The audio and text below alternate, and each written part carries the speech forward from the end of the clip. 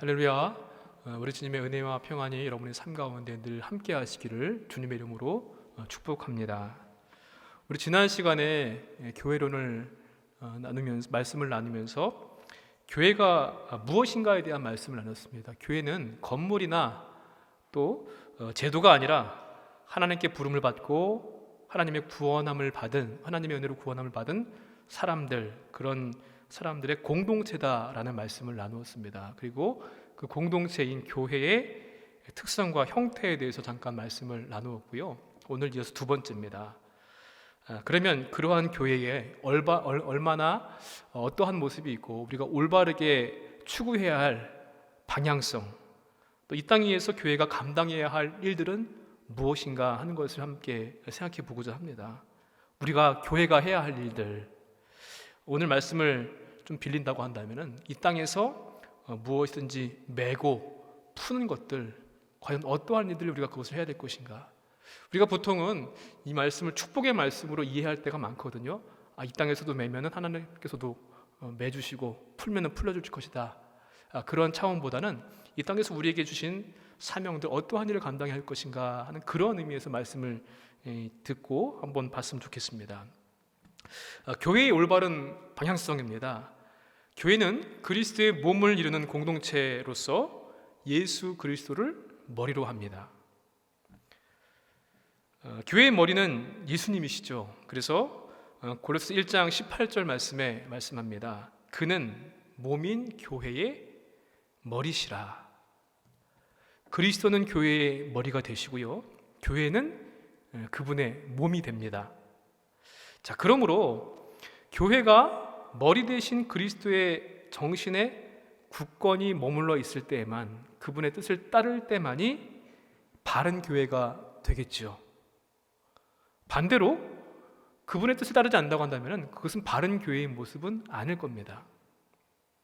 자, 그렇기 때문에요, 그리스도가 계신 곳에는 교회가 있지만 교회가 있다고 해서 반드시 그리스도가 계신 것은 아니라는 겁니다.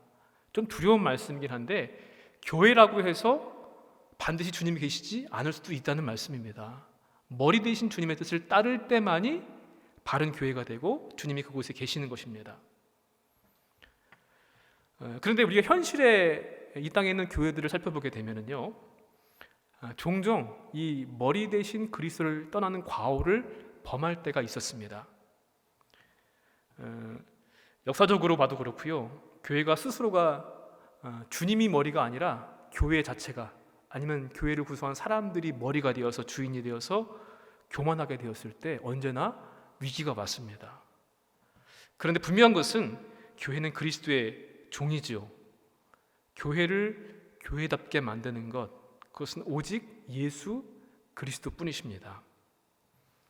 바른 교회는 건물 혹은 경제력, 교인의 숫자에 있는 것이 아니라 이 머리 대신 예수 그리스도의 십자가를 따르고 있는가, 그분의 고난에 참여하고 있는가, 그분의 부활에 희망을 두고 소망을 가지고 열심히 따라하고 그분의 뜻을 순종하고 있는가, 거기에 달려 있습니다.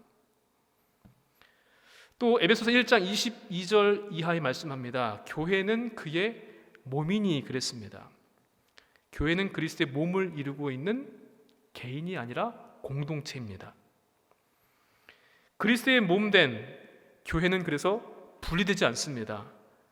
우리가 물론 코로나 상황 때문에 우리가 교회에서 예배드릴 수 없을 때가 있었지만, 교회에서 예배를 참석해서 드리는 것이 중요한 이유가 무엇인가 하면요, 여러분, 한 개인이 인터넷상으로, 온라인상으로 예배를 드리면서 신앙의 결단을 했다고 한번 가정을 한번 해보세요. 그렇다고 해서 교회가 되는 것은 아닙니다. 물론 개인 한 사람 한 사람이 그리스도와 연합할 수는 있겠지만 그거를 가리켜서 교회라고 부르지는 않습니다.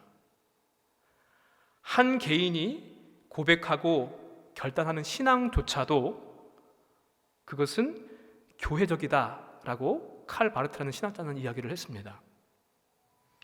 어떠한 사람이 신앙을 고백한다고 하는 것은 자신이 교회라는 공적이고 책임적인 공동체의 일원으로서만 가능한 일입니다. 그래서 좀 약간 어려운 말이 될 수 있을지 모르겠지만 신앙은 언제나 교회 공동체적인 성격을 가지고 있습니다. 혼자서 하는 어떠한 것이 아니라 신앙은 그리스도가 머리 되시고 교회 공동체 안에서 고백되고 그렇게 자라날 수밖에 없습니다. 여러분, 신체 어느 한 부분, 팔이든지 다리가 됐든지 한 부분만 따로 떨어져 있다고 한번 생각을 해보세요. 있을 수도 없는 일이지만 생명체가 아니라 그것은 기괴한 모습밖에 될 수 없을 겁니다. 머리 대신 주님 안에 주님과 함께 붙어 있어야만이 온전한 생명체가 되고 교회가 바른 교회의 모습이 되는 것입니다. 그리고 또한 교회는요, 머리 대신 주님 그분 때문에 교회는 성례전이라고 그렇게 정의를 하기도 합니다. 고린도전서 11장 23절 이하의 말씀인데, 우리가 최근에 성만찬 예식을 했는데 많이 들어보셨던 말씀일 겁니다. 예수께서 잡히시던 밤에 떡을 가져서 축사하시고 떼어 이르시되 이것은 너희를 위하는 내 몸이니 이것을 행하여 나를 기념하라. 또 잔을 가지시고 이르시되 이 잔은 내 피로 세운 새 언약이니 이것을 행하며 마실 때마다 나를 기념하라. 이 떡을 먹으며 이 잔을 마실 때마다 주의 죽으심을 그가 오실 때까지 전하는 것이라 라고 말씀했습니다.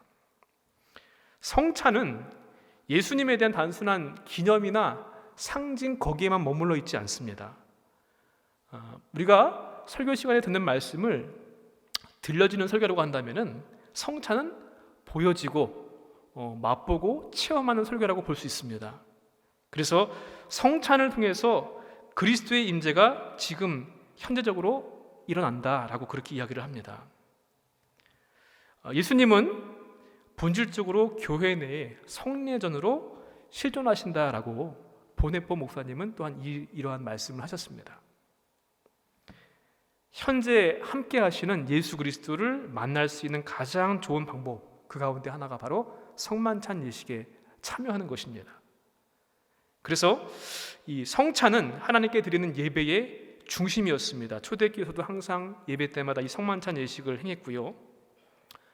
초대교회 성도들이 목숨의 위협을 받고 고통스러운 그 모든 것들을 감내할 수 있었던 것은 목숨 걸고 예배에 참석했고 성찬에 참석할 수 있었기 때문이었습니다. 그들은 혼자 예배를 드리지 않았고요, 순교를 각오하고 교회로 걸어가서 직접 성찬에 참여하고 거기서 예수 그리스도를 만났던 것입니다. 또한 교회는요, 교제하는 곳입니다. 사도행전 2장 46절 이하의 말씀입니다. 날마다 마음을 같이하여 성전에 모이기를 힘쓰고 떡을 떼며 기쁨과 순전한 마음으로 음식을 먹었다라고 했습니다. 교제했다는 말씀인데요, 교회는 건물이 아니라고 말씀드렸죠. 교회는 하나님과 교제가 일어나는 곳이고요, 성도들과 함께 사귐이 일어나는 곳, 교제가 있는 곳이 바로 교회입니다. 그래서 하나님의 백성, 이 교인들은요, 단수로서 내가 아니라 성도들로서, 우리로서 존재합니다.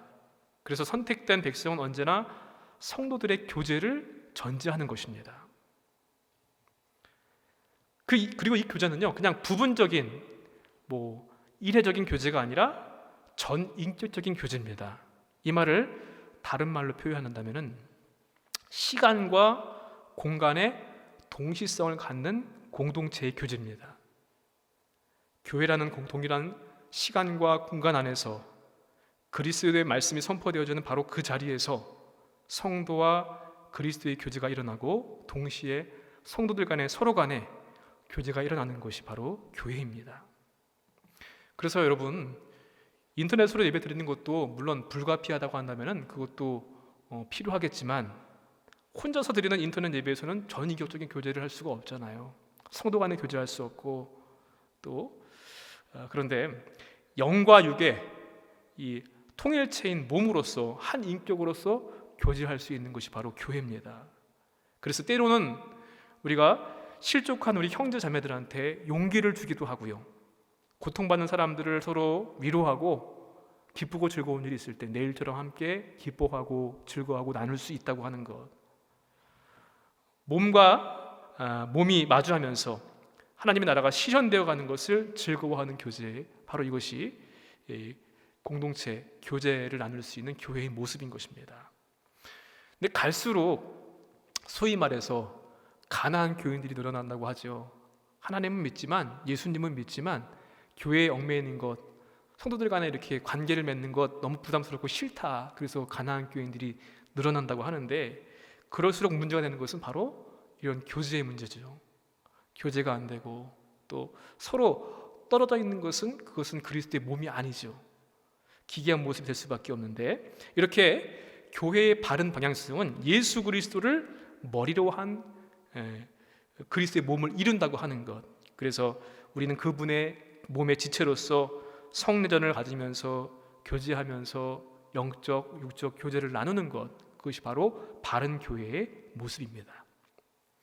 두 번째로는요, 교회의 바른 방향은 하나님의 나라를 지향한다는 것입니다. 누가복음 17장 20절에 이하에 바리새인들이 묻습니다. 예수님께 하나님의 나라가 언제 임합니까? 그렇게 물었을 때 예수님께서 말씀하시기를 하나님의 나라는 여기 있다 저기 있다 할 것이 아니라 너희 안에 있느니라 라고 말씀하셨습니다. 교회는 하나님의 나라를 향한 방향성을 가지고 있습니다. 그냥 역사 가운데서 또 이 춘천 지역에 우리 교회 여기 있는데 그냥 서 있는 것으로 우리가 할 일을 다 한 것이 아니라 하나님 나라를 향해서 그분의 뜻이 이루어지기 위해서 움직여야만 합니다. 그리고 그분의 뜻과 통치가 이 역사 가운데서 이루어질 수 있도록 헌신해야 하는 모습, 그게 바로 하나님 나라를 지향하는 모습입니다. 교회는 하나님 나라의 완성을 위해서 부름받은 공동체입니다. 그래서 만약에 하나님 나라를 향한 그분의 뜻이 아닌 것을 향해서 나아간다고 한다면은, 방향성을 잃어버린다고 한다면은 우리가 교회가 존재하는 이유가 없고요, 바른 교회의 모습은 아닐 것입니다. 그렇게 우리의 삶 가운데서 이 지역사회에서 하나님의 뜻이 이루어지고 좀 더 실현될 수 있도록 힘쓰는 것이 우리 교회의 방향성을 갖추어야만 합니다. 그럼 세 번째로는요, 교회는 성령의 이끌리심을 받아야만 합니다. 사도행전 2장 1절 이하에 불의 혀같이 갈라지는 성령께서 각 사람 위에서 하나씩 나타나셨다라고 말씀했습니다.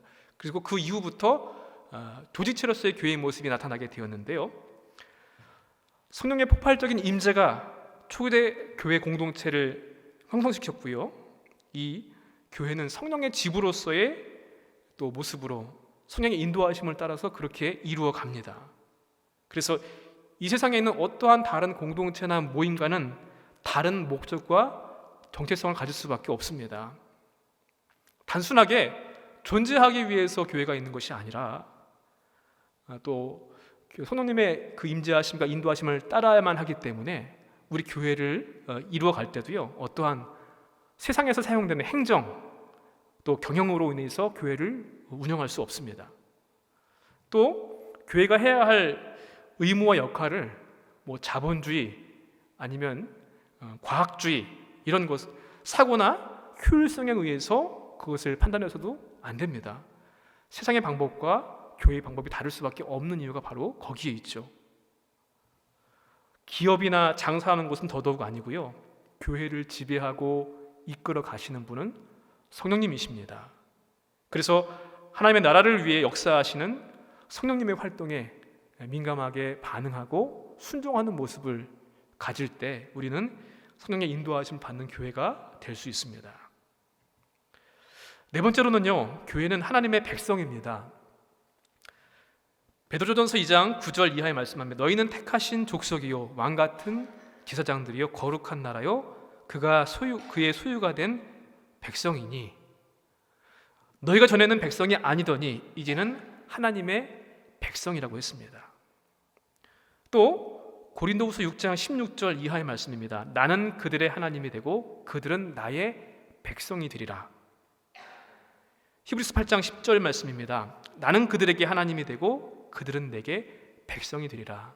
제가 지금까지 말씀드렸던 말씀들의 공통점은요, 하나님의 백성이라는 것입니다.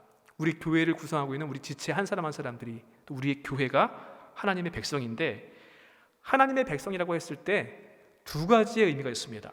첫 번째는 뭔가 하면은 하나님의 부름을 받은 백성이라는 뜻이고요. 그래서 1차적으로 하나님께 속한 백성이지 조직이나 제도가 아닙니다. 그래서 교회는 언제나 우리를 백성으로 삼으신 하나님의 목소리에 귀를 기울여야만 합니다. 또 다른 하나의 의미는 교회가 하나님의 백성이라고 하는 공동체성을 가진다는 것입니다. 어떠한 성직자의 교회도 아니고요, 어떠한 영향력이 있는 성도의 교회도 아닙니다. 한 개개인의 그런 모임도 아니고, 교회는 하나님의 선택과 부름을 받은 믿음의 공동체라는 그러한 성격을 가진다는 것을 우리는 기억해야만 합니다. 그리스도를 머리로 하는 성도의 공동체 속에서 믿음은 자라나게 되는 것입니다. 다섯 번째로는요, 교회는 세상을 위해서 존재합니다. 마태복음 5장 16절 이하의 말씀입니다. 너희 착한 행실을 보고 하늘에 계신 너희 아버지께 영광을 돌리게 하라. 또 누가복음 10장 36절 이하의 말씀에서 누가 강도 만난 자의 이웃이 되겠느냐라고 하는 그런 물음을 주시면서 답을 주시기를 너도 이와 같이 하라 말씀하셨습니다.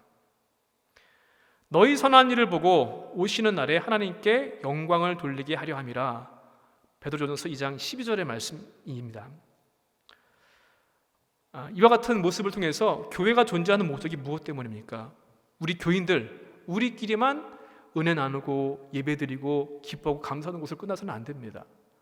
초대교회의 모습을 모든 이 땅의 교회들이 모델로 꼽습니다. 초대교회로 돌아가자. 근데 아쉬운 점이 있다고 한다면 초대교회는요, 그들만의 잔치였습니다. 그들만의 천국이었고요.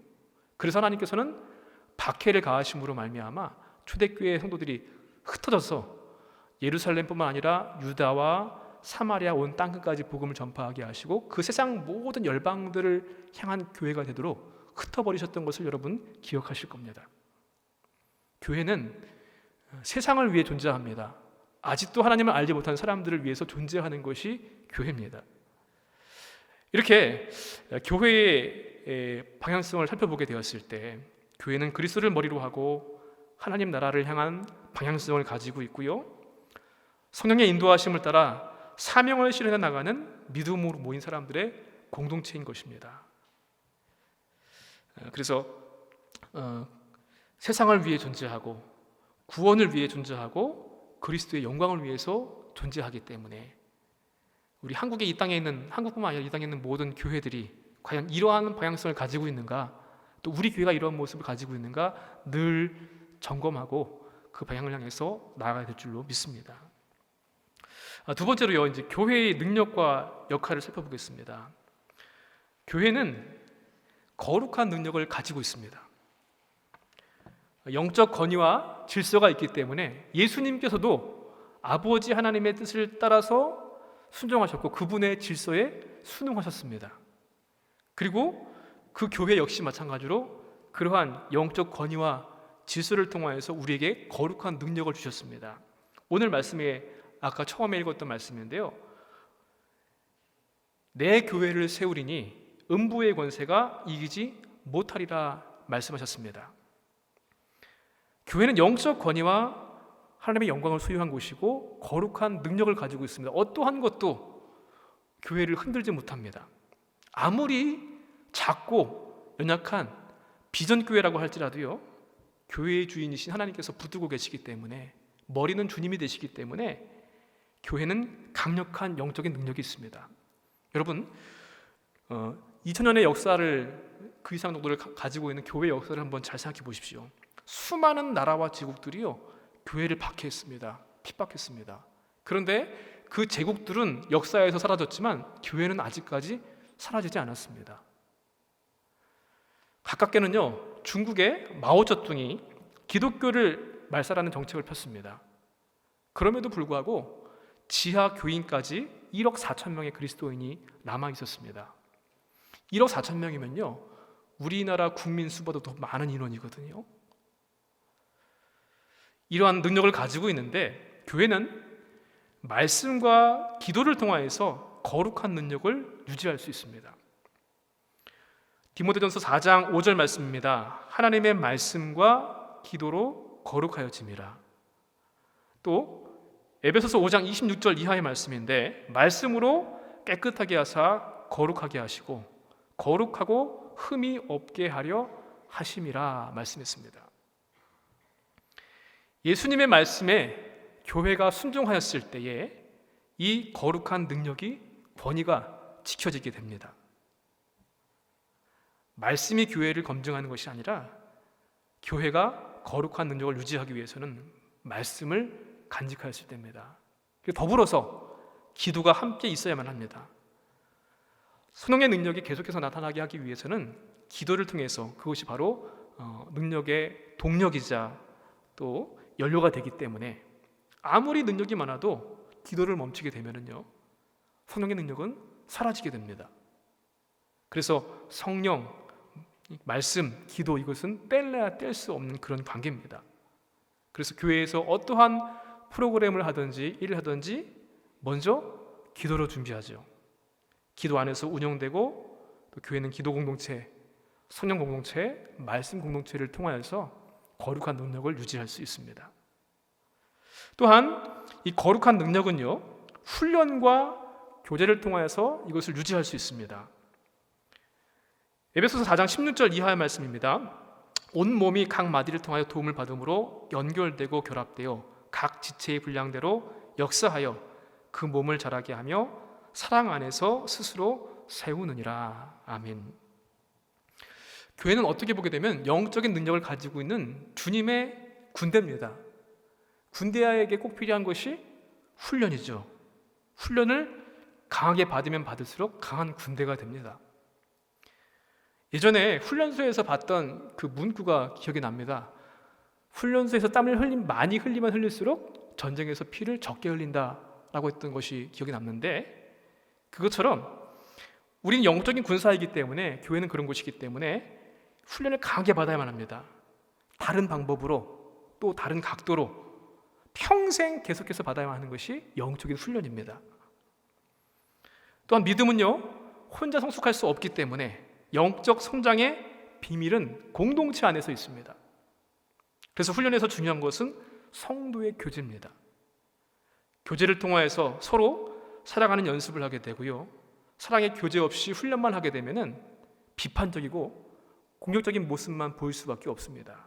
그래서 훈련을 하면서 또한 교제를 가지면서 사랑을 나누고 용서하고 이해하고 섬기는 그런 교제를 통하여서 그러한 모습을 이루어갈 수 있습니다. 이렇게 거룩한 능력을 가진 교회가 되기 위해서는 말씀과 기도로 훈련과 교제를 통하여서 이렇게 거룩한 능력을 가진 공동체로서 영적 권위와 질서가 있는 믿음의 공동체가 되어야만 하는 사명이자 우리의 의무이기도 합니다. 단 두 번째로는요, 천국과 땅을 연결하는 공동체가 바로 교회입니다.